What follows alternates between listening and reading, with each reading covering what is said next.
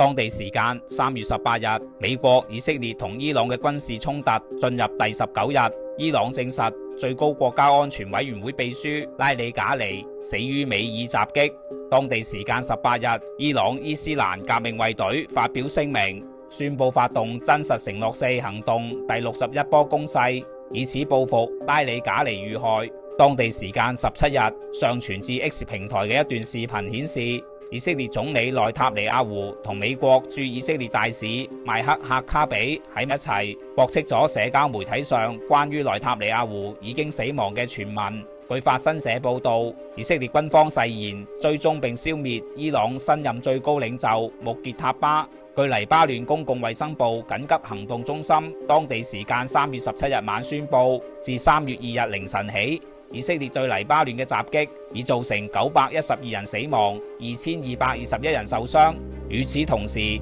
以色列嘅襲擊仲喺黎巴嫩全國範圍內持續升級。